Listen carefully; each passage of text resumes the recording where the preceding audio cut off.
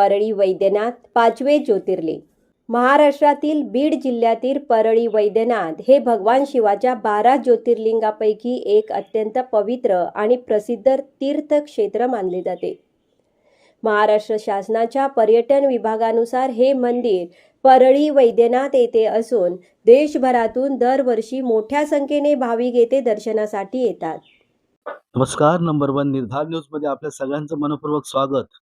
हर हर महादेवाच्या जयघोषाने दुमदुमणारी मराठवाड्याची पवित्र भूमी, भक्ती, श्रद्धा, प्राचीन इतिहासाचा अनोखा संगम असलेली परळी वैद्यनाथ ज्योतिर्लिंग या ठिकाणी आज आपण पोहोचलो आहोत।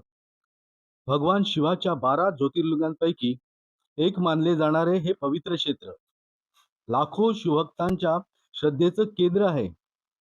पुण्यश्लोक अहिल्याबाई होळकर यांच्या जीर्णोद्धाराची इतिहासाची परंपरा लाभलेला या मंदिराला धार्मिकतेबरोबर ऐतिहासिक आणि स्थापत्य कलेच्या दृष्टीने एक विशेष महत्त्व आहे।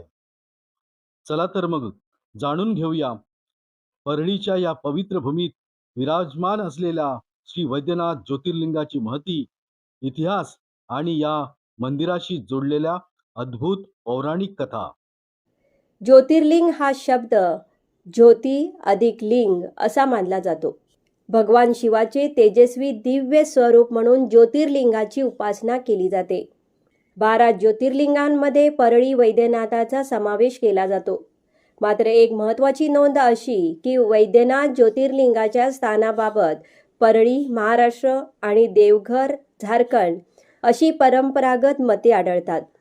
महाराष्ट्रातील परळीला स्थानिक धार्मिक परंपरा आणि अनेक ऐतिहासिक धार्मिक स्रोत वैद्यनाथ ज्योतिर्लिंग मानतात।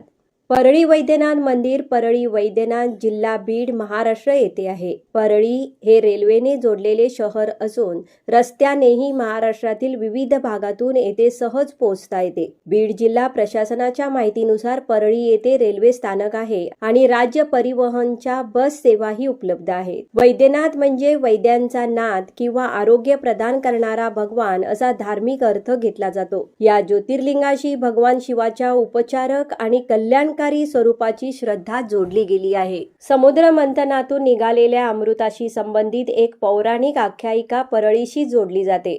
तसेच रावणाने भगवान शिवाची कठोर तपश्चर्या केली आणि शिवलिंग लंकेत घेऊन जाण्याचा प्रयत्न केला अशी दुसरी प्रसिद्ध कथा आहे। या कथा पौराणिक श्रद्धा व आख्यायिका म्हणून पाहाव्यात।